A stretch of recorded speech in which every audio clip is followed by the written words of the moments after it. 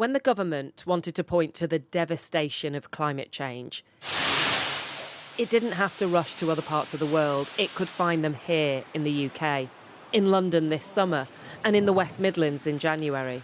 These are the examples in Boris Johnson's net zero strategy as he declared climate change a bigger threat than COVID and said Britain must take a lead. We were the first to knit the deadly tea cosy of CO2 that is now driving climate change. And so we have a responsibility to set an example, and we are. He claims he is because of a new plan to reduce emissions that he says will create 440,000 jobs and drive growth. Because we've cut CO2 by 44% on 1990 levels in this country, and yet the UK economy has grown over that period by 78%. Green is good. Green is right. Green works. Part of the strategy is to try to get us all eventually doing this, having heat pumps that don't use fossil fuels installed in place of gas boilers. For Angela Munden, it's part of a personal crusade. I want to be carbon neutral. I want a future for my children and everybody else's children. So as well as that heat pump, she's added double glazing and has solar panels and insulation on the way. But none of it is cheap.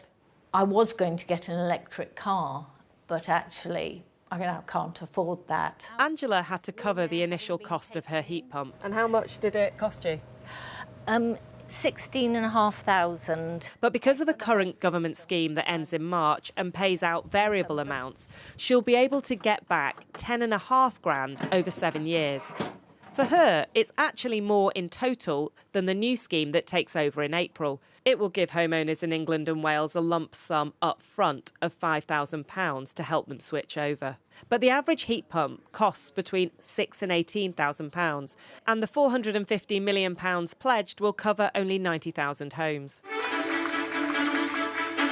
The PM wants billionaires like Bill Gates to put in money, although no one seemed to know quite how much. I think Bill's putting in 200 million. If I got the numbers right. Just checking. Just checking. There's no 400 each. 400 each, is it? Yeah. Well, hang on. Okay. Well, if you're already going to put in 400, I think we're going to have to go back to the Chancellor and see where we get it. And the Chancellor will also need to stump up for the rest of the strategy, with wind, nuclear and hydrogen, a shift from petrol and diesel to electric cars, and even the possibility of linking mortgages to how green your home is. On all this detail, it is the environmentalists who say the numbers don't add up. We need much more investment in public transport. We need much more to make our homes greener. And we need the government to step up and actually end new fossil fuel projects this year. And that is not something that is guaranteed. Hey Boris, don't you know, now's the time to stop Cambo. Last week, protesters chained themselves to a giant statue of Boris Johnson outside Downing Street because a decision on the drilling of new oil is still pending. The government says there has to be a gradual transition from fossil fuels to protect jobs. But some think the change needed is more urgent. Anushka Astana, News at 10.